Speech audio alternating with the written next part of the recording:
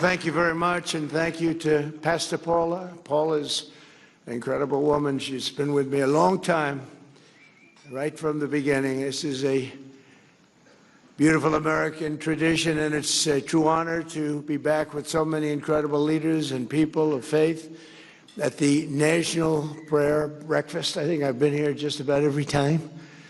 It's hard to turn it down. I don't have the courage to turn it down. Sometimes I want to. Come back from a horrendous trip fighting people that can't stand us, keeping us out of wars, and seeing things that nobody would believe that anybody would see. And last time I came, I got in at 4 in the morning. They said, "Sir, you're going to be speaking at 7." I said, "Really? Oh, that's wonderful." I said, "Where?" "National Prayer Breakfast." I said, "I'll be there." I'm afraid not to be. I need all the help I can get.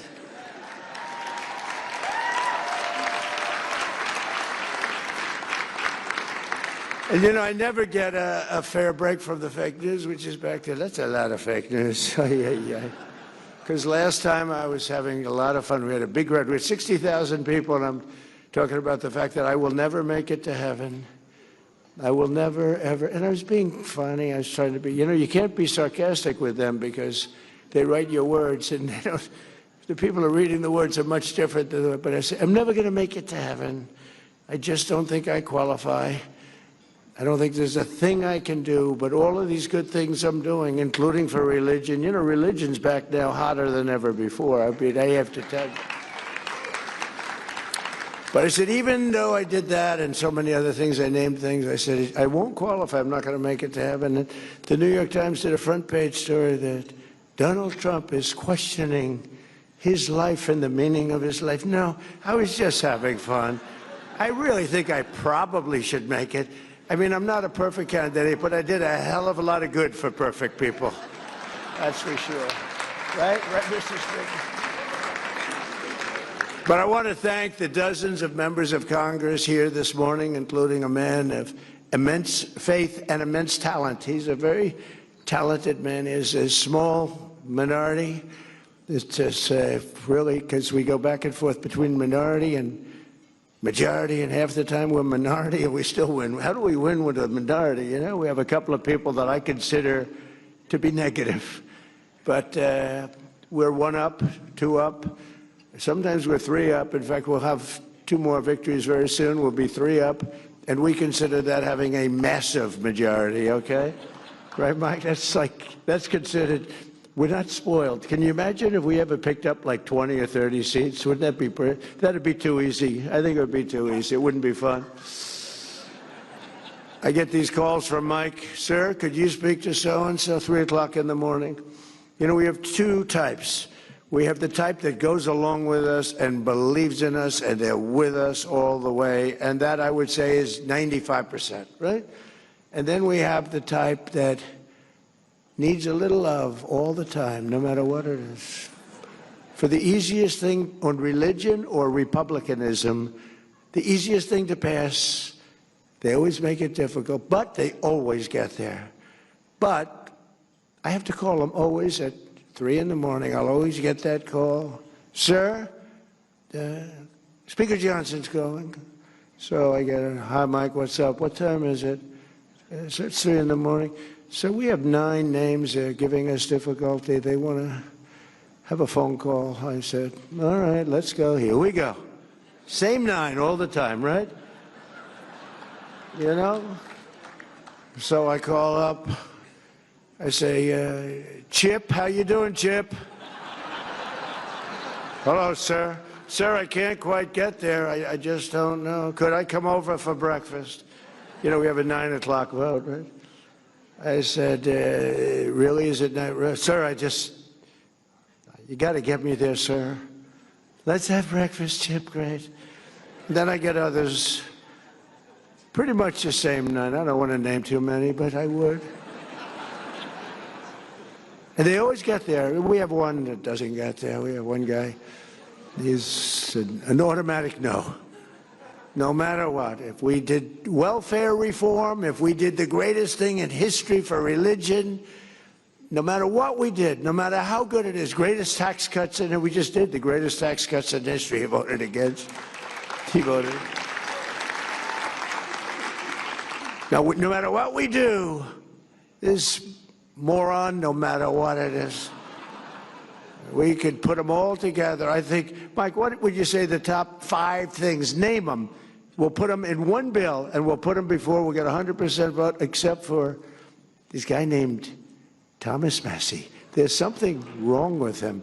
We call him Rand Paul Jr. You know, it's like they just vote no. They love voting no. They think it's good politically. The guy's polling at about 9%. It's not good. But we have great support, and we have great support for religion.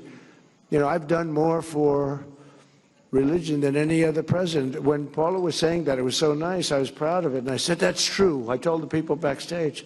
What she said is true. Who else would say that, right? But it is true. But then I said, but that's not saying much, because not too many presidents have done too much for religion. I want to tell you that.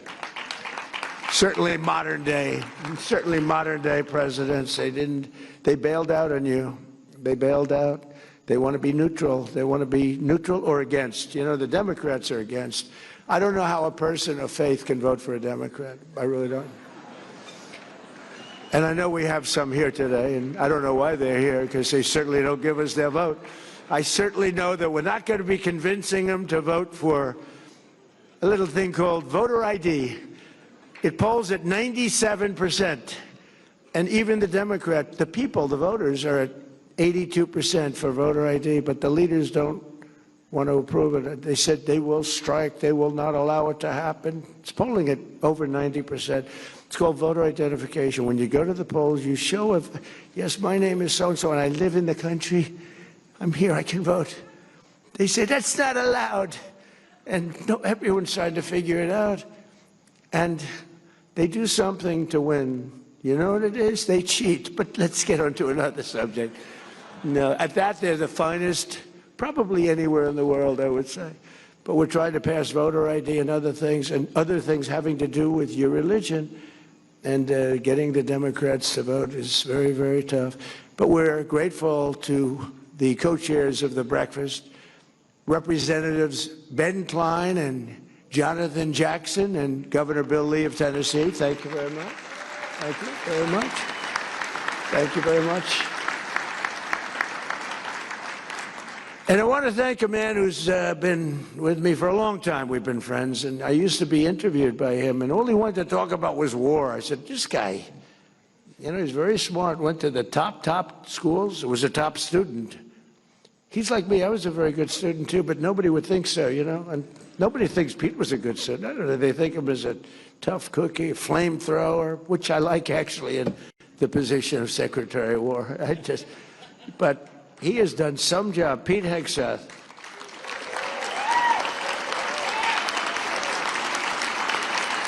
You know, he's very popular. He turned down a very large 5-year extension contract for millions of dollars a year. Oops, I don't want to say that. Your wife is here. She's saying, are you crazy?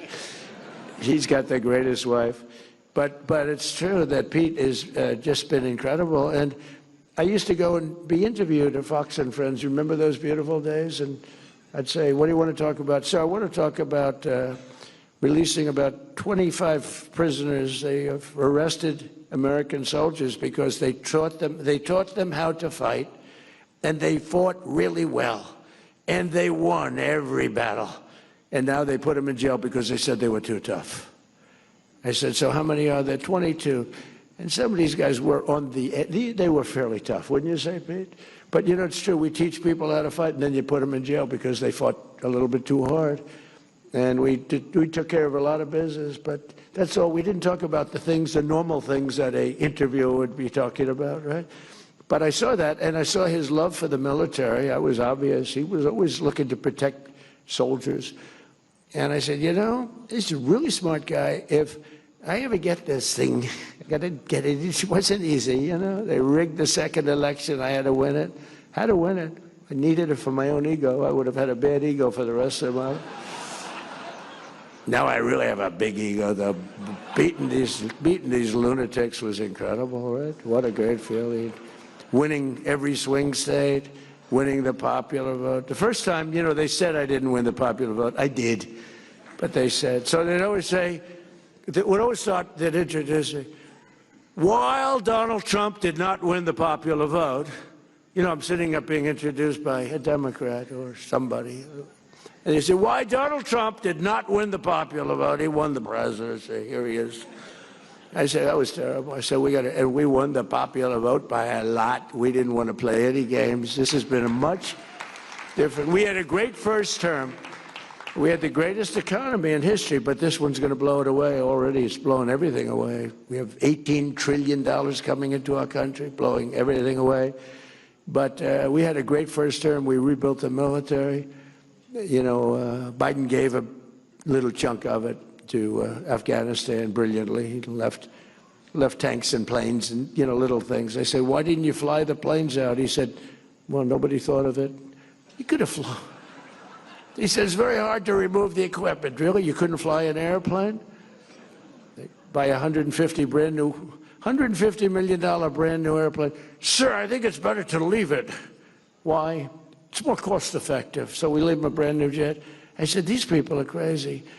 But we have it under control now like you've never seen, and our military has never been stronger. And you saw that with the B-2 bombers in Iran, and you saw it recently with Venezuela, where we're getting along fantastically with leadership. But really, it's become a great relationship. I don't think there's been anything quite like it ever. In fact, we have 50 million barrels of oil floating right now over to Houston, and we're working with them really well. I don't think I've ever seen anything. The cooperation that we have and it's great for them because they were in big trouble economically, and yet they have more oil than any other country in the world, I think, except us. But they have more oil just about than any. And by the way, us and them, we have 68% of the world's oil. Now, I know that doesn't mean too much to people of great religion. I know you want to hear about that, but, you know, we got to keep our country strong, and we're doing really good. But that's been an amazing operation. I would say when people saw that, I was just talking to a great leader from El Salvador, and he said, man, that was some attack. I've never seen anything like that one, right? Right? That was good, even by your high standard, right? That was a hell of an attack. But we have a great country. We have tremendous leaders. We have a fantastic cabinet. We have unbelievable bench, and one of them is Attorney General Pam Bondi, who may be here. Where's Pam? Is she here? Where? Where are you, Pam? Where? See, she wants to keep it nice and low-key. You're really catching fire, by the way, Pam. You know, they were saying about Kristi Noem yesterday. I did the Super Bowl interview. Sir, are you going to relieve Kristi Noem of her duties? No. Oh. I said, why would I do that? We have the strongest border in the history of our country. We have the best crime numbers we've ever had. Going back to the year 1900, that's 125 years, we have the lowest crime numbers, despite the fact that this horrible, world's worst president, this is the worst president we've ever had, Biden. He had no idea he was president, so he doesn't take it personally. I don't want him to take it personally. Fortunately, he has no idea what the hell I'm saying. And he's watching right now. He's happy with what I just said. Okay. This is what we had running our country. But no, he was our worst president. We had some bad ones. We had Obama was very bad, terrible divider of our country. He was a divider. And believe it or not, we're bringing the country together. You know what's bringing it together? Tremendous success. We're having tremendous success. We have more investment being made in our country now than any country has ever had by many times. You go back 10 years, a certain country, not us, $3 trillion. We have in 11 months, because the 12th month is coming out next week, we have $18 trillion of investment coming in. The biggest ever was 3 many years ago. And one of the reasons for it is Secretaries Doug Burgum and Doug Collins, they are drilling like, you know, my whole thing was drill, baby, drill. Where are they sitting? I love those two guys. Come on, stand up. And is Catherine there? That's Catherine. Yes. Hi, Catherine. Chris. What they are drilling like nobody. I spoke with Chris yesterday, Doug. I said, how we do? Sir, we're drilling more oil than anybody's ever drilled by double, right? By double. We're doing it. That's why I was in Iowa last week with the farmers who were doing very well. We just handed them $12 billion out of tariff money because they were taken advantage of by foreign countries, various foreign countries. And I said, how much was it that they got hurt for? $12 billion. I said, good, let's write them a check. I gave the farmers $12 billion.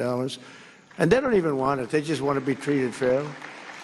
But we're getting it from that, but we're getting it with nobody's ever in history, and we've never done it either, like anywhere close. We're taking out more energy out of our beautiful land, oil and gas, clean oil and gas. And I always say, clean, beautiful coal. You know, the only thing I told these two guys they have to do, because they're the greatest energy people in the world, the best. I said, when you mention the word coal, anytime you mention coal, C-O-A-L, anytime you mention it, has to be preceded by two words, clean and beautiful. So Doug was making a speech the other day, and I sort of tried to pass a note, because he mentioned coal about 40 times, and he kept saying, clean, beautiful coal, clean. It really only works a few times, right?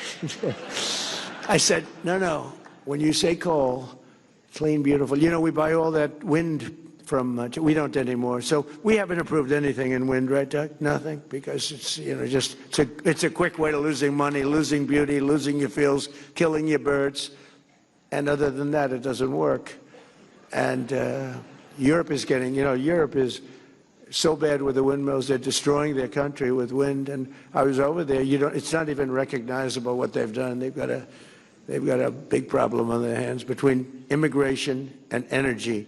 Europe is destroying itself, and they better get smart. And I love them all. I'm friends with everyone of every country over there. I've helped them a lot. Got the GDP up from 2% to 5%, which is, you know, for spending, for military spending. Nobody thought that was possible. Nobody thought 2% was possible. Got them to 5%.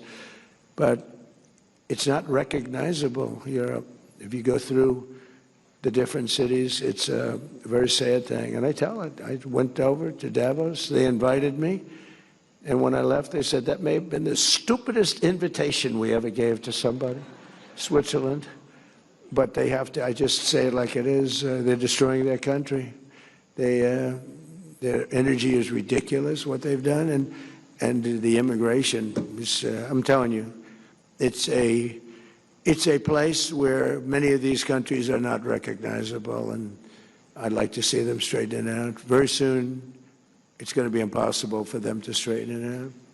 We have our Director of National and International Intelligence, Tulsi Gabbard, who's doing a great job. Where's Tulsi? She took a lot of heat 2 days ago because she went in at Pam's insistence. She went in and she looked at votes that want to be checked out from Georgia. They say, why is she doing it? Right, Pam? Why is she doing it? Because Pam wanted her to do it. And you know why? Because she's smart. And they said, well, this has to do, her position has to do, it's really not so, but her position has to do with international. I say, well, the same people that said that, they've been saying Russia, Russia, Russia has been screwing our elections, okay? So let's assume Russia had something to do with it. They say, no, Russia didn't have. So now they're saying Russia had nothing to do with it. Because if I say Russia, that it's perfectly fine. But you could add China and about 5 other countries to it. But she's done a great job, and Pam has done a fantastic job, and we appreciate it both. I haven't seen you in a couple of days. And I have one of the greatest negotiators. I'm so proud of him. He's a great negotiator. He's smart and respected by everybody. Jameson Greer, U.S. Trade. Where is Jameson? He's around here someplace. Thank you, Jameson. Boy, he's good. We have a great team. We have a great economic team, a great military team. We have Raisin Kane helps Pete. Raisin Kane. General Kane wiped out ISIS in 3 weeks. I was told by General Mattis and General Milley, sir, it will take 5 years. I said, what? Sir, it'll take 5 years. I said, you mean we have the best equipment in the world, and we're fighting guys that use bad rifles, knives preferably. They're very good with a knife, but a knife shouldn't do it. And I said, why? And I flew over to Iraq, and I met a guy named Kane. I came out of the plane, and there's a handsome general standing there. I had 3 generals. I went there to find out why the hell we couldn't win the war. Why aren't we winning the war against ISIS? They've been, playing games with us. So I wanted to see, and that's where I met Raisin Kane. I said, what's your first name? Raisin, sir. They call me Raisin. I said, what the hell kind of a name is that? Right? We've learned a lot about him. Now we get it. In this very quiet manner, he's brutal. Just ask Venezuela. Ask Iran. They're negotiating now. They don't want us to hit them. We have a big fleet going over to Iran. But so Raisin was there at the bottom of the plane. What's your name? Raisin. What's your last name? Kane. I said, so your name is, let's get this straight. Your name is Raisin Kane, right? Yes, sir, that's what they call me. You're the guy I'm looking for. And then he said, sir, if you'd like, you can go and sleep. It's a 20-hour trip. If you'd like, you can go and sleep. We have quarters prepared for you. I said, no, I don't have to sleep. I've been on a plane sleeping for 20, I'm sleeping the plane. I don't sleep on planes. I don't like sleeping on planes, I like looking out the window watching for missiles and enemies, actually. But he said, sir, we have a place prepared for you, and we can meet after you've rested. I said, no, let's go right now. So we did that. And I said to him, they tell me it's going to take 5 years to defeat ISIS. No, sir. I said, well, how long would it be, General Kane? Sir, we can do it in 4 weeks. I said, what? We can do it in 4 weeks, sir. And I should have maybe a couple of weeks left over. You can do it in less than 4 weeks? Yes, sir. I said, well, how come they tell me, our television generals, as I call them, two very poor generals, these guys, they look nice, they were nice guys. They didn't have what it took, believe me. Yeah, some people have that. They don't have what it takes no matter what. I said, how come they tell me it's 4 to 5 years? And he said, well, I don't want to speak badly about anybody, so I'd rather not comment on that. I found that to be nice, okay? But I said, all right, tell me how you're going to do it. Well, sir, we use this one base here, and we're hundreds of miles away, and by the time the planes get to the target, they have to come back and refuel, and we're too far. I said, why do we do that? Because we don't want to offend any of the other countries. I said, we have a lot of portable airports, right, Pete? We have portable airports all over the Middle East, runways that are portable. You put them down, you take them up. We have equipment. Nobody has the stuff we have. We have airports that look better than Kennedy Airport. And they're built in sand. And it took us about 2 minutes to build them. No, the equipment is incredible. You can land any plane on them, right? Portable. And we've got many of them, sir. We have to use them. I said, why don't we? Because we didn't want to defend, offend another country. I said, let me ask you a question. You're in the middle of the desert. Would another country know if we're taking off from some strip in the desert? They would have no idea, sir. They don't have radar. They don't have anything. So he explained it. So we want to hit them, sir, from 17 different locations. And we want to hit them left. And we hit them, here we go. And we want to hit them right. Sure, and we want to hit them from the top, and we want to hit them from the bottom. East, west, north, south. Sir, they won't know what the hell hit, and we'll knock them out. We did it politically correct. 5 years, we'd call up the country head, and we'd tell them, we'd like to attack ISIS today. As soon as the call was made, they'd call ISIS and tell them, you're going to be attacked, get the hell out of it. This is what we were doing for years, but not with Raisin Kane and not with Pete Hegseth, right, Pete? We don't do that. And we have a little different method. So I went back to Washington and I said, you know, this guy, he said, and then I checked up on him and he was so respected. I said, he's really like respected. And I called him back. I said, General, go at it. Do good luck. God bless you. And he said, I say that to the people going out every time. And they say it when we give the okay for like the attack on Venezuela or the attack on Iran. He says, I say, we all say, we're all in a room together watching. We watch it. We watch these attacks. We always say, God bless you. Have a safe journey. It's a dangerous journey. These are dangerous journeys. Flying through the middle of Iran, they know you're coming, and you're in a B-2 bomber, the most incredible thing, and they weren't able to see it because it's stealth. So good, we ordered 20 more of them, brand new, updated version. I actually said, don't get the updated, just take the one you have. They said, no, sir, the new one's even better. We have a military, nobody has a military like we do. I rebuilt it, by the way, during my first term. I mean, I think it's one of the best things I did. I rebuilt the military during the first term, and now we're really rebuilding the military, right? But the bottom line, I called him, I said, so you think you can do it, General? Yes, sir, I can do it. And it was over in 3 weeks. It was incredible, and I mean over. And then the election's rigged, and I wasn't there, and for 4 years, ISIS rebuilt. And they have a little bit of ISIS now again. And we knocked the hell out of them the other day in Nigeria because they were killing Christians. You know about that. They were killing Christians. So you can't do that. When Christians come under attack, they know they're going to be attacked violently and viciously by President Trump. I know it's not a nice thing to say, but that's the way it is.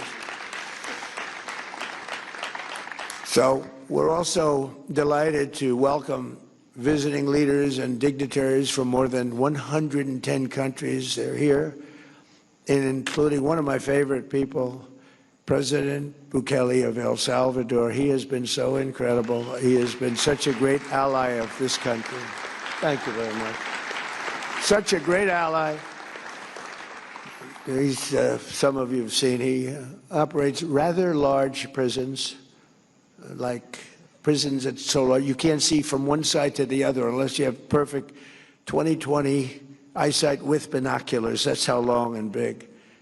And they do a job. They do a very humane job, but they're very strong prisons. And we send a lot of the people that we capture, the murderers, the drug dealers, the people that came into our country illegally and have already committed massive crimes. We had 11,888 murderers, and many of them are in your prisons right now, right?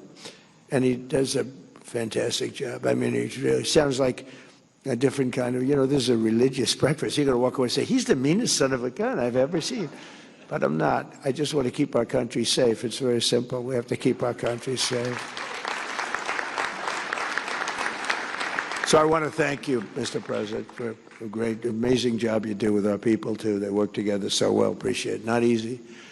This prayer breakfast comes at a special time for our country as we prepare to celebrate the 250th anniversary of American independence.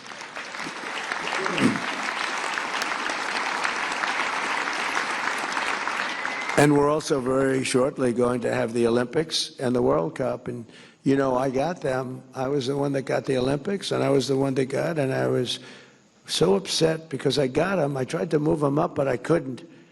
And my first term, I was getting them, and Barack Hussein Obama would refuse to call the Olympics because, in all fairness, they took advantage of him. Remember, he went there. He flew all the way to whatever country, some beautiful country in Europe, and he sat, he made his presentation, and he ended up coming in last. And that shouldn't happen to a president. You know, if you're a president, you have to get a wink. I'll go there, but are you going to give us the Olympics? Otherwise, I'm not going there. I don't want to. So he sat there, made a very nice presentation. He came in last, came in fourth place. So he hated those people. He won't say that, I don't think, but I'll say it for him. And so he refused to be involved with the Olympics. I got a call from Democrats. The Democrat mayor of Los Angeles called me. So we have a problem. We have a president that refuses to call the Olympic Committee. And I just won the presidency. I was president-elect. And so I wasn't even in office. Then I called this gentleman from, I think, Denmark. Can you believe? They own a large piece of ice that we're negotiating for. Extremely, it's the biggest piece of ice in the world. The world's largest piece of ice. They'll never run out of water. But I called the president, I called the various people, but the head of the Olympic Committee, very nice guy, and I couldn't get him off the phone. He was starving for love because nobody called him. They just wanted to know from the president, does the United States want the Olympics? They didn't want to choose the United States and then, have somebody say, like, we don't care. I said, I desperately want it. We're going to get it, blah, blah, blah. And I spoke to him, I spoke to other people, and I got it. I called up the Democrat from Los Angeles, happened to be the mayor of Los Angeles. He was devastated. He couldn't get the all they wanted to do is have an acknowledgement from the head of the country. Wouldn't do it. But I did it. We got the Olympics, and we got the World Cup. But then I don't know if Johnny's here from the World Cup, but that guy's great. He's great, my friend. But I got them both, and I was really upset because I got them. And then I said, think of it, I won't be president because they're in the following term. Because, when you get the Olympics, usually it's 10 years in advance. And I said, so I did all that good work. It wasn't that easy. I got it. Then I got the World Cup. They both were happening now in a year, another year and a half, a year, right after the 250. I didn't get 250. I tried to claim it a couple of times. I said, and I produced 250-year anniversary. It was my deal. I got 250 years, and the press hit me hard on that one, so I gave that up immediately. But I happened to be president during that, so think of it. So I'm the president, and I got these two things, and I said, you know what? I got the Olympics to come to the United States, and I got the World Cup to come to the United States, and I probably won't even be invited to be there. And I was really angry. And then they rigged the election, and then I said, I'm coming back. And I got the Olympics and I got the World Cup. Right?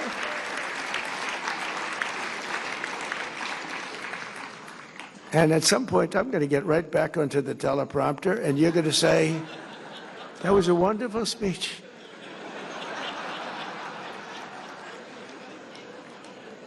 On that momentous day in 1776. This is so much easier. It takes real talent to do the other. The other is much more talent, but that's why we're president, I think. But we have very important words to say, and this is such an important group. And we have plenty of time to say it, because when it comes to religion, I have all the time. I'm one of the few that say we have all the time in the world. But on that momentous day in 1776, history changed forever when our founders proclaimed the immortal truths that echoed around the world and down all the way through time. They declared that all of us are made free and equal by the hand of our Creator. A lot of presidents refuse to say that. They refuse to say that.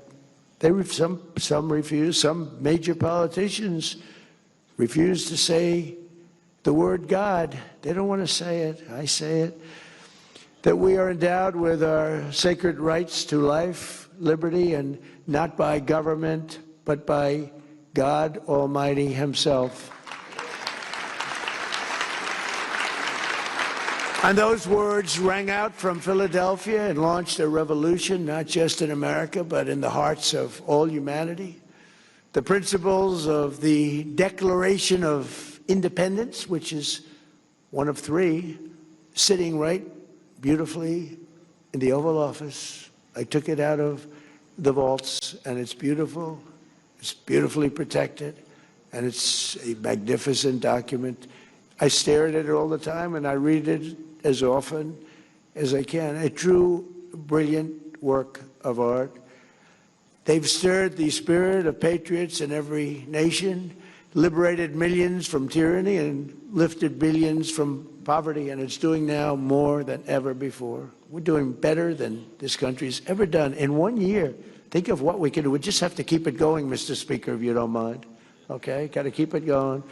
But we've done something else, and I think we've brought back spirit to our country. The thing is, what's happened to me, it's the spirit of our country, and that goes for religion, but it also goes for the military. We couldn't recruit anybody to go into our great military. We were the worst I think it's ever been 2.5 years ago under the Sleepy Joe Biden administration. I call him Crooked Joe and Sleepy Joe. I find them to be equal, actually. I do polls. Which is better, Crooked Joe or Sleepy Joe? And they poll about even. So I use both. But we have now the greatest recruiting that we've ever had. Everybody wants to be in the military. We're hot as a pistol. We couldn't get anybody to go into not me, the last administration. Nobody wanted to be in the Army, Navy, Air Force, Marines, the Coast Guard, Space Force, which is turning out to be, I'm so proud of it because I'm the father of Space Force. I'm the one that wanted it. So, but we couldn't get people. We couldn't get people. They couldn't get people to go into any of them, including our police departments and our fire departments. They weren't proud of our nation. They had no spirit. And now we have had the single greatest recruitment in the history of our country. There's never been anything like it. We have waiting lists of people wanting to get in. In fact, if we want to expand the military, Mr. Speaker, this would be a very good time to do it. We have so many people want to get into the military that, we also won in the Supreme Court, as you know, based on merit. It was a merit, and we take people based on merit. Like, we prefer a strong person in the military as opposed to a weak person. We prefer somebody that's a strong, powerful person with extremely good vision that can shoot a rifle very well to a person that's extremely weak, non-muscular, can't shoot a rifle, has no idea where the hell he is. We have a military where they all look like Tom Cruise, only bigger. Now we hire on merit now, and that goes for colleges. People get into colleges now. If you have great boards and great marks and you work, and then somebody else gets in that's not nearly as qualified, now it's a merit system. It's tough in one way, but it's, our country was built on a system of merit, and then we went away from it a number of years ago. We got it back. That was a brave decision by the Supreme Court, I'll say. And it's tough on some people. It makes people work harder, I think. But we have to base our country on merit, or we won't have a country. We were going in such a bad direction, it's incredible. And I give a lot of credit on that one to the Supreme Court. They give me some bad ones, too. But I give a lot of credit. That took a lot of courage to do it, but they understood it was the right thing to do. To be a great nation, however, I think, and I may be wrong, but I don't think so, because I've watched a lot and I study a lot. You have to have religion. You have to have it. You have to have faith. You have to have God. And thankfully, as we gather today, there are many signs that religion is coming back, and now it's no longer signs. It's just coming back. It's coming back so strong. Your churches are filling up. You didn't have that 2 years ago. It was hurt by COVID, but it really, and they treated you terribly. The Democrats treated you terribly. Sorry, Mr. Congressman, but the truth is, they had pastors holding services outside. The people were standing 15 feet away from each other, and everybody was arrested. It was like they ran it. They always like to say, Trump is a dictator. They love that. I'm not a dictator. But they were like dictators. They were like the Gestapo. They were arresting people for going to church, and they were arresting people and treating people like horribly.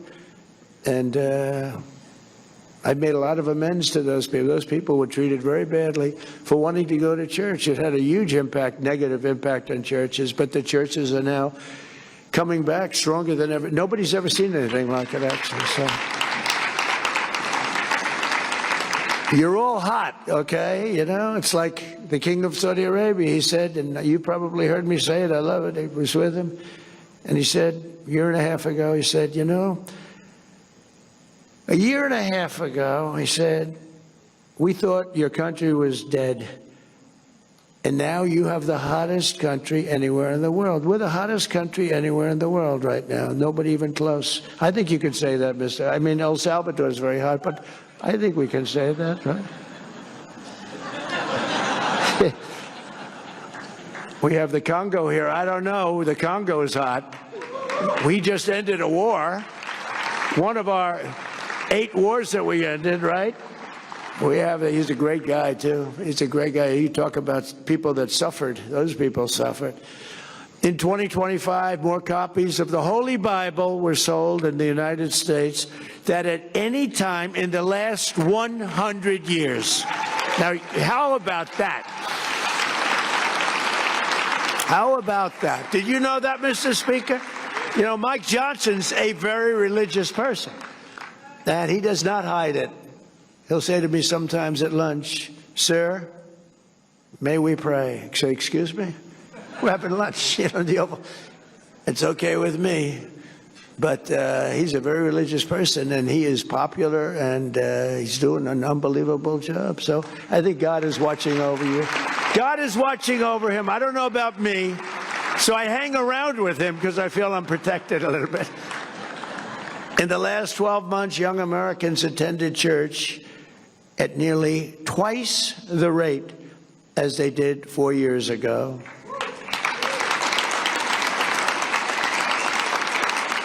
And many churches, you see the stats, I mean, people are talking about it. The radical left is not happy about it. Many Democrats are not happy about it. This, by the way, will be the last year the Democrats show up to this event, I tell you. But I got to say, how the hell do you vote for these people? But some churches are seeing a 30%, 50%, or even 70% increase in the number of converts and also the number of people going to church every week. To support this exciting renewal this morning, I'm pleased to announce that on May 17th, 2026, that we're inviting Americans from all across the country to come together on our national mall to pray, to give thanks, and we are going to do something that everyone said, like, that's tough. We're going to rededicate America as one nation under God. You know, a lot of people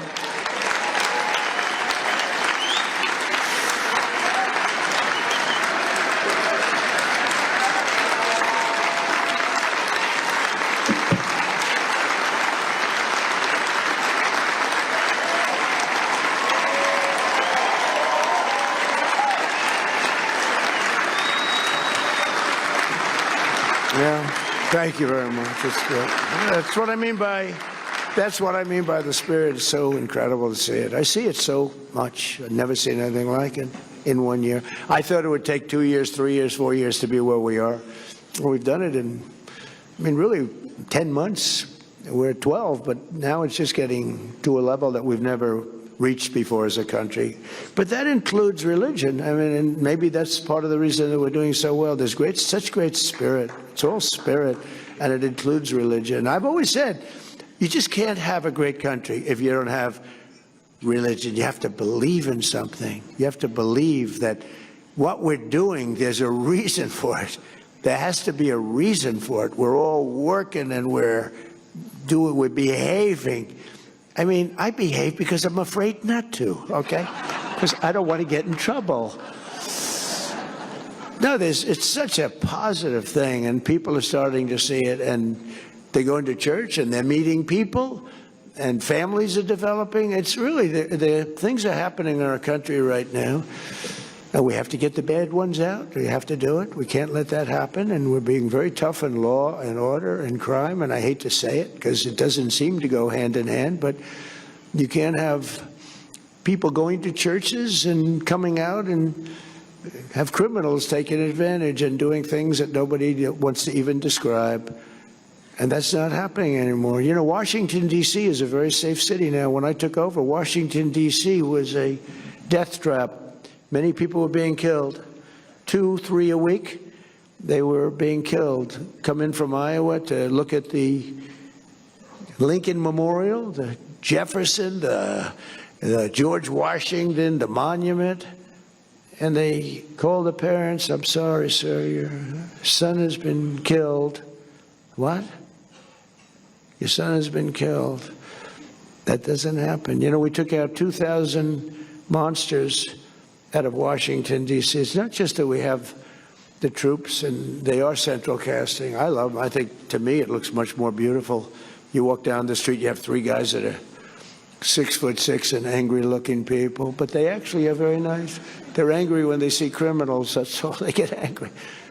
They took Tren de Aragua, and honestly, I don't want to say this, but they beat the crap out of them. They beat the crap out of them. They found that they were doing bad things, and Tren de Aragua didn't want anything to do with these guys. Then we put them in the paddy wagon. We took them back to where they came from. You know that. But we took out over 2,000 hardcore criminals. You know, 2% of the population produces 90% of the violent crime. Think of that. Think of that. And Washington now is a very safe place. I get it all the time. I go into the White House and people that work in the White House come up, "Sir, I want to thank you so much." Young woman, man. They say, "I walk to work." I couldn't have walked to work. I wouldn't have even thought to walk to work before. They walk to work.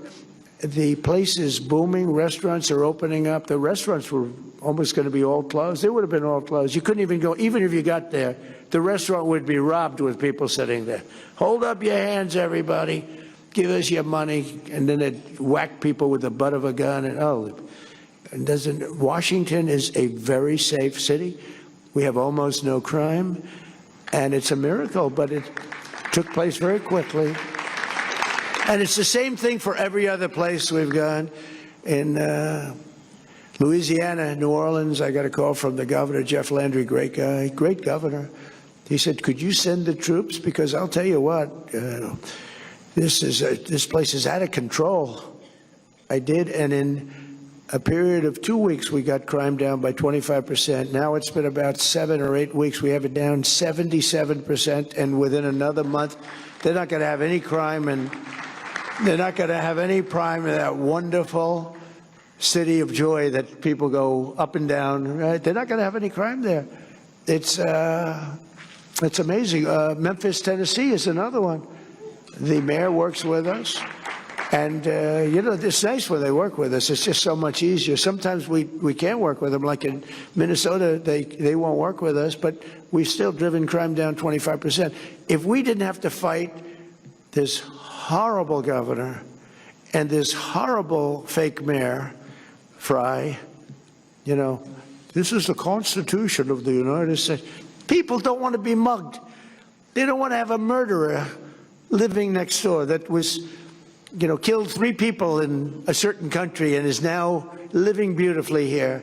Because generally speaking, if they've killed in another country, they're not going to be the best of citizens.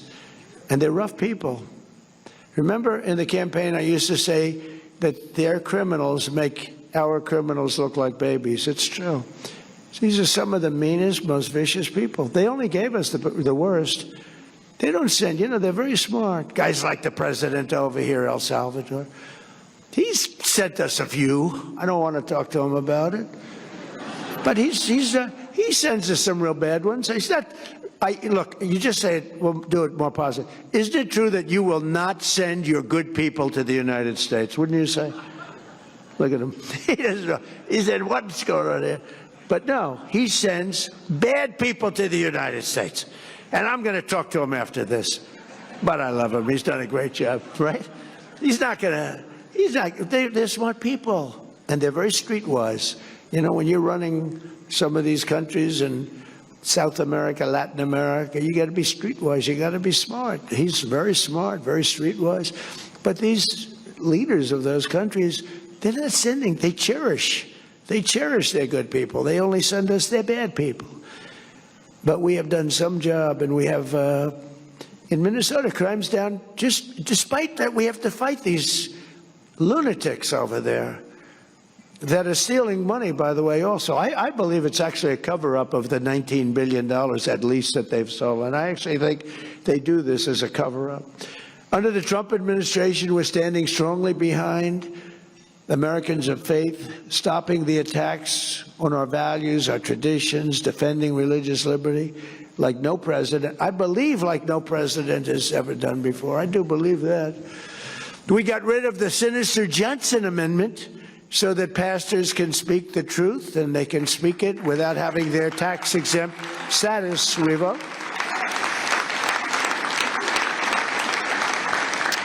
I was with a large group of ministers, pastors, priests, rabbis. We had a group of people that were a great group. And I asked them for help. Paula White was there, remember, Trump Tower at the top of the building, beautiful building. And they were so enthusiastic for the first election. They were so enthusiastic. And I didn't want to be pushy because I'm not a pushy individual. But I didn't want to be overly aggressive, so I figured I'll ask them in the second meeting. So the second meeting came, the similar group of ministers. We had Muslim leaders there. We had everybody there. But there were about 55 of them. Beautiful boardroom on the top floor, tall building, beautiful building in New York. And I said, I'd like to ask, and they were so good. They, sir, we love you, you're great, blah, blah, blah. I figured this is going to be the easiest endorsement I ever got. And I said, I'd love to have your endorsement. And it was like ice. It was like death. I said, what the hell? What happened? And I said, could I ask what's going on? You were really nice, and now you've just clammed up, and you're like scared. And one of them stood up, that Paula knows very well. He said, sir, we're very concerned because if we speak about religion, if we ever endorsed you as an example, we would lose our tax-exempt status immediately and our church would go out of business. He said, what's that all about? And it was the Johnson Amendment. Lyndon Johnson had a fight with somebody in Dallas or Houston with a minister, and he didn't like him, and they didn't like each other. And the minister thought he was terrible, and I guess he didn't like the minister. And he was a powerful president. He knew how to do things, and he got something passed called the Johnson Amendment, which basically takes away your right of speech. And people like me, and people like a lot of people, they want to hear from ministers. They want to hear from priests. They want to hear from them. And you were restricted from talking about very important things like who to elect. If you said that, you were gone. You couldn't do it, even if you said it in a very nice way, because they were going to be better for the church. And we worked hard, and we're going to make that permanent pretty soon, I think, Mike. But we worked hard at getting rid of the Johnson Amendment. It's gone as far as you can say anything you want. Now, if you do say something bad about Trump, I will change my mind, and I will have your tax-exempt status immediately revoked. If I go into one of these churches, we will stop Trump. You ever hear some of these guys? I said, not too many, I can tell you, because we won like 94% of the vote. People got it. People got it. We had a lot of people pretending. They pretended to be very religious, but I don't believe they were. But the people ultimately got it. You know, you have a Robert Jeffress. I don't know if he's here. Is he here, Robert? Is he here? Robert Jeffress was on television in 2016 when I just sort of announced I was running. And he said, I know every candidate very well. There were 18 candidates, me and 17 others. He said, I know every candidate very well. And I know Trump a little bit. But he may not be as good with the Bible as some of them. He may not have read the Bible as much as some of them. In fact, he may not have ever read the Bible, but he will be a much stronger messenger for us, and he will get things done that no other man has the ability to get done. And I endorse him fully. And I said, you know, that guy, I didn't want to admit anything, but that was very interesting. And I think we've got more done, Paula, than anybody could have ever gotten done. What we've done, nobody else would have been able to do. We reinstated also service members who were thrown out of our military over religious objections. That was a big deal. They thrown out over religious objections to vaccine mandates and all of the other things. They used any excuse they could. We restored those patriots to their former ranks with full pay. We've given them full pay. They were taken advantage of. And I really think it was over religion. I actually think that they used the vaccines as a way of really punishing people over religion. I don't know how you can vote for these people. I really don't. I don't know how you can. We passed the largest ever expansion of school choice so that every parent has a chance to send their child to a school that shares their values. And today I'm also pleased to announce that the Department of Education is officially issuing its new guidance to protect the right to prayer in our public schools. That's a big deal.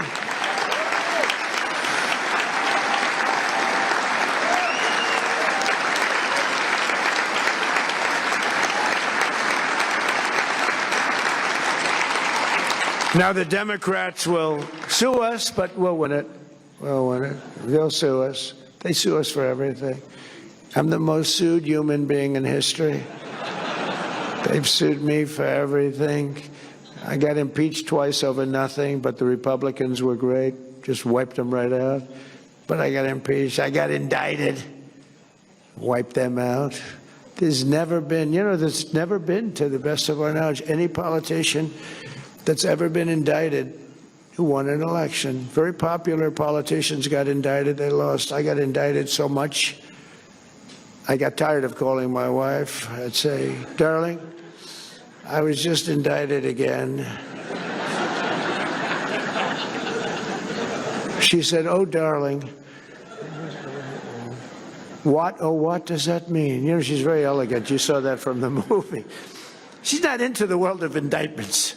It's not Melania. No, she doesn't know what an indictment, it's not her deal. Her movie, by the way, big success. That movie is a big success. Right? Yeah, I called up so many times. I'd say, honey, I just got indicted again. Don't worry about it. But think of it, many times. And then they say, Donald Trump is using the Justice Department to get even. And I don't, but wouldn't I have a right to? Think of it. There's never been in history a president treated like I got treated. But they say I use it, and it's amazing. I did that interview yesterday, and they said that. They said the question, are you using the Justice Department for your own personal gain? They said, they indicted me 87 times. It's the most incredible thing. But we don't do that, Pam, do we? Huh? We do what's right. We do what's right. And Pam does it. We have great people. We have great people working there. But we do what's right. We expanded the Mexico City policy to stop taxpayer dollars from being used to promote radical gender ideology all around the world. No other president would do that. No other president would do it. And my administration also rejoined the Geneva Consensus Declaration to affirm the right to sovereign nations to protect life, defend the family, and to be faithful to God. Nobody ever did that. I signed an executive order to slash federal funding for any public school that pushes transgender insanity. This is crazy. On our youth. Who would think about that?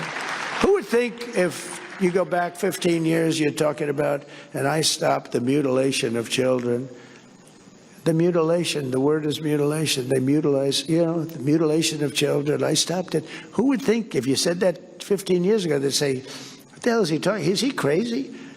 It's levels you've never seen. We're still fighting it, but, transgender for everybody. They want transgender for everybody. We stopped it. And we also, very importantly, we got men out of women's sports. It's enough of that nonsense.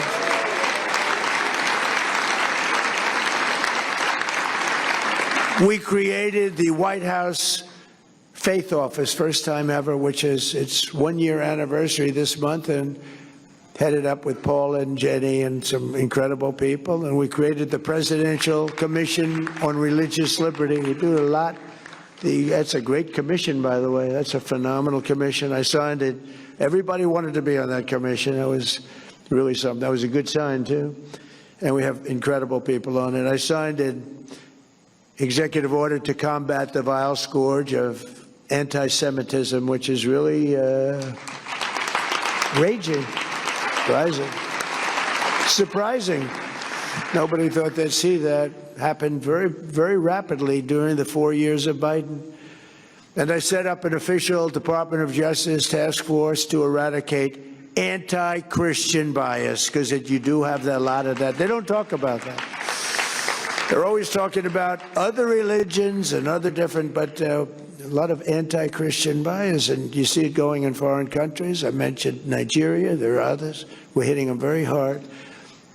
My administration is confronting head-on the militant and really intolerant campaign that tried to drive religious believers out of public life and out of society. I mean, religious leader, and now religious leaders are respected as much or more as any leader of any type anywhere in the world. Religious leaders are respected again, and that's the way we have to have it.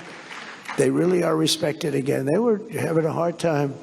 They were having a very hard time. The last 4 years previous to the one that we served, the last 4 years were brutal on religious leaders. They were brave.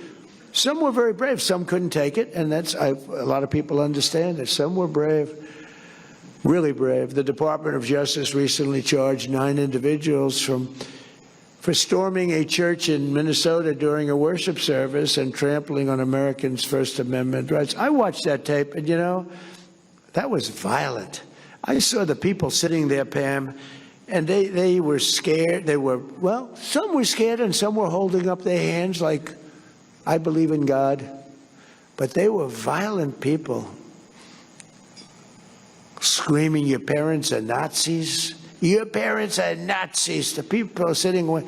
And I thought the minister was great. He was so calm and good. They're screaming at him, terrible, right in the middle of a church service. It's got to be illegal. I mean, Pam is doing it. I'm not doing it, but Pam is doing it. And I'll tell you, people are happy with the job that's taking place because they're bad people. They're bad people. You have one Trump hater in particular that I watched his performance. It was terrible. They try and use freedom of the press and all this to get out of a criminal event.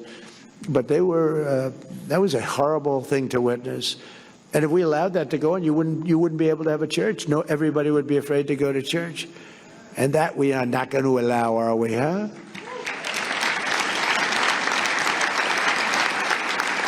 And in the audience today is an incredible woman who reminds us what a precious gift of religious liberty we have here in America, a tradition that sadly is not shared in so many places in the world, and even in our country.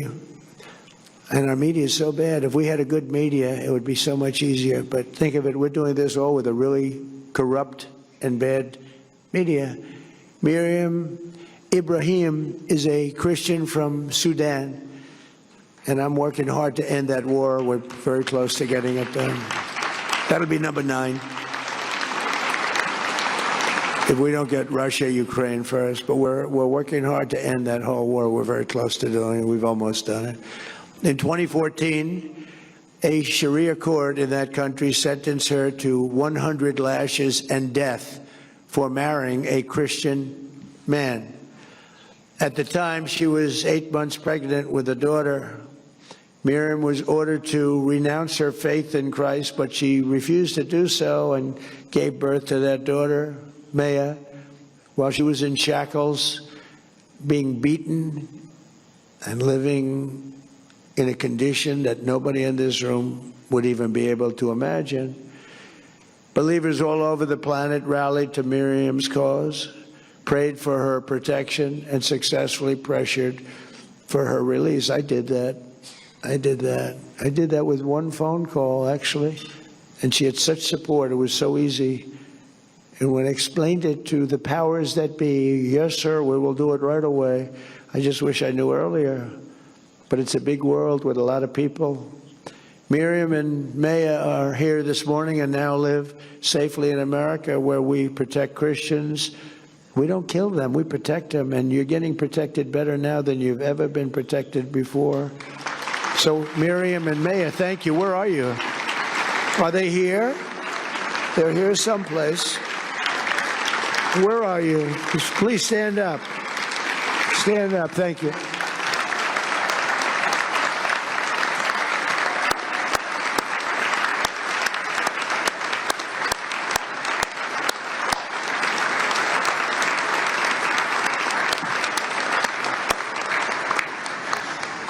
That's great. A lot of bravery. No administration in modern history has done more to confront the plight of persecuted Christians around the world than we have. With us, it's a mission. It's actually a mission. On Christmas Day, in close coordination with the government of Nigeria, we worked with them, but they got to get tougher. I ordered powerful airstrikes to decimate the ISIS terrorists who have been slaughtering Christians in that country by the thousands. It's not even believable. We hit them so hard, they still don't know what the hell happened. And we were going to do it on a different day. I said, no, do it on Christmas, so they understand it. Remember, Christmas was, when I ran in 2015, when I announced, I said, we're going to bring back Christmas, because the word Christmas was almost gone, and we did. People use Christmas anymore. We brought back the word Christmas. They didn't want to use it, and we're using it again. But I specifically told Pete, I said, hit him on Christmas Day. Not earlier and not later, right, Pete? And man, did he hit him. So then we hit him again recently. We hit him again pretty hard. But we're honored to be joined today by the First Lady of Nigeria, who also happens to serve as a Christian pastor at the largest church in Nigeria, a very respected woman. First Lady, please, where are you? Thank you very much. It's a great honor. Thank you very much. Very respected person, too. Thank you. I'm also working tirelessly to end dangerous conflicts and help move past ancient hatreds. In October, I ended the war in Gaza, saving hundreds of thousands of lives. It's amazing. We have peace in the Middle East, by the way. First time in 3,000 years. We have peace. There are little embers, but it's nothing much. You know, we got back the last hostage, dead hostage. We got back all the hostages now, all of them. We got the 20, but we got many. You know, we got hundreds back before that. But we got back the last hostage, dead hostage, and Hamas helped us get it back. It was a big statement. Now they have to disarm. Some people say they won't, but they will. And if they don't, they're going to not be around any longer. But they agreed to disarm. As the Bible tells us, blessed are the peacemakers. That's true. The peacemakers are very important. But you can only have peace, I find, through strength. If you don't have strength, peace is very hard. And we have strength. In 1 year, I've ended 8 raging wars, such as Cambodia and Thailand, Kosovo and Serbia, Pakistan and India, Israel and Iran, Armenia and Azerbaijan. These are all wars that were, President Putin called me up on Azerbaijan and Armenia. He said, I've been working 10 years to get that war. How did you do it? And I got it done. I got it done. 2 really good leaders. All they knew was fighting each other. They were fighting each other for many years. That's all they knew. And we got it worked out pretty quickly. A few months ago, right here in Washington, we signed a historic peace agreement between the Democratic Republic of the Congo and Rwanda, which provides the first ever pathway to peace to end a 30-year, unbelievably violent conflict. And we're joined today by a very, very brave and wonderful man, the president of the Congo, President. President, would you stand up, please? You are so...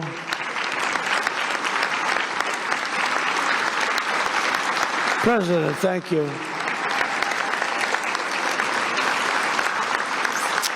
And you really are. You're a brave man. I know what you've been through. I know that one very well. That was a hard one. That was many, many years. And it's working out okay. Nothing's easy. Every once in a while I have to call them both back, but it's working out okay. It's going to work out good. But you are brave, and we appreciate you being here. Great honor. Great honor. Good guy. Together, he and I have also signed the largest minerals deal in U.S.-Africa history. And, you know, Congo has magnificent land. It's incredible land, and he's doing very well with it, so we appreciate it. But we've signed the largest deal with some of our big companies, and they're going in. So thank you very much, Mr. President, and you call me for anything, right? Thank you. And just in closing, scriptures always tell us that blessed are the pure in heart. I don't know if that applies to me necessarily. I'm not so sure. I don't know, Paula, does that apply to me? I'm not sure. I try. But we're joined this morning by two incredible young American patriots and believers who show that, you know, that's so true. Last summer, Emma Foltz and London Smith were both camp counselors at Camp Mystic, the Christian girls' camp in Central Texas. One of the worst things I've ever seen. On that fateful night, 20 inches of rain fell in a matter of minutes. Nobody's ever seen anything like it. And the river rose 20 feet in literally 30 minutes, leaving utter devastation and destruction. Emma bravely helped lead 14 precious little girls to safety. And London, seeing the water rise, gathered with other girls at the top of their building and prayed. They just prayed and prayed. And as they prayed, the water miraculously stopped rising. Just a few inches from their feet, it was going to overwhelm them. Anybody in the cabins were gone. Anybody in the cabins were gone. Who would have known? They thought the cabins were the safe place to be. It wasn't. Then the water began to retreat, and many hours later they were finally rescued. As you know, many young people died that night. When asked what she hopes others to take away from her story, London said, "This life is not promised. Our breath every minute is not guaranteed. Because of that, we shouldn't take life for granted, and we should just live it well." I mean, it was an amazing statement. I saw her make the statement. Young girl making that statement. Incredible, actually. Very complex statement. Smart, but true. London, I know exactly what you mean, and I want to thank you both for being here and your remarkable, incredible courage. It's been really amazing. And if you could at least stand, you know. I said, "Would you like to speak?" And they said, "Well, we're a little shy." But you know what? You may be shy, but you're very brave. Would you please stand?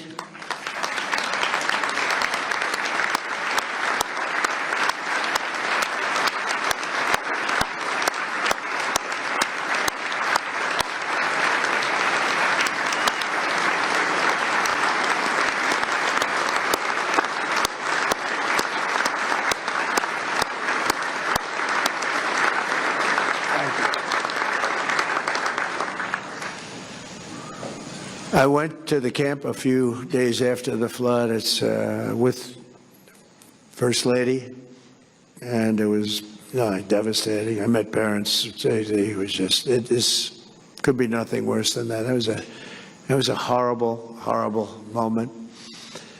Almost 250 years after our founding fathers took one of the greatest leaps of faith in human history, the story of Emma and London shows us that faith of the American people remains unbroken. Actually became stronger than ever. And it reminds us that prayers strengthen, prayers heal, prayer empowers, and prayer saves. Quite simply, prayer is America's superpower. It really is a superpower. And it always has been, and it always will be. And I have no doubt that with the love, devotion, and patriotism of the people in this room and our friends from all over the world, some great ones right here, we can make our country and the world a safer, stronger, more peaceful, and more faithful place than ever before. And it's all happening right before your very eyes. And I want to, again, thank you. God bless you, and God bless America. Thank you, everybody, very much. Thank you.